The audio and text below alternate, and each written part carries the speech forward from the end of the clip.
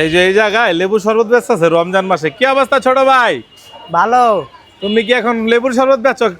হ্যাঁ হ্যাঁ, লেবু শরবত বেশি, কারণ লেবু তো ছাড়লে তো আঙ্গ লসে হয়ে যাবে। হ্যাঁ লেবুর দাম যতই হোক, হ্যাঁ, লেবু দিয়ে আমরা শরবত লেবু বিক্রি দিয়ে করবা? শরবতের ব্যবসা করব। তাহলে একটা শরবত বানাই খাওয়া দি। এটা আবার কি? এটা আবার কি? ব্লেন্ডার ব্লেন্ডারে শরবত বানান যায়? যাতে আমাদের কষ্ট না হয় সেজন্য আমরা একটা ব্লেন্ডার কিনে নিয়েছি। ওই ল দেখেন ভাই, লেবুর শরবত খামো ব্লেন্ডারে, ব্যাপারটা পুরাই পপ লাগলো। ওই দেখেন কোন আত্মধনিক দোকানদার, লেবুর শরবত ব্লেন্ডারে, মাথায় নষ্ট মামা। আর এই যে এত লেবুর দাম, তারপরে লেবু দিয়ে খাওয়াইবা? খান, এটা হলো ভালোবাসা, মহব্বত। ওই ল দেখেন ভাই কি ডায়লগ, দেখেন মহব্বত। আসলে লেবুর কেজি কিন্তু ভাই এখন অনেক দাম। লেবুর কেজি না, সরি আলি।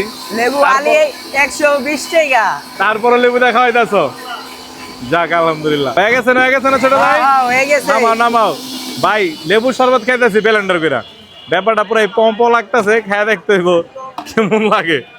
ব্লেন্ডারে লেবু শরবত, এটা কয় টাকা গ্লাস? এটা 20 টাকা গেলা সর্বনিম্ন। সর্বনিম্ন 20 টাকা গ্লাস। তোমাকে ধন্যবাদ পাখি।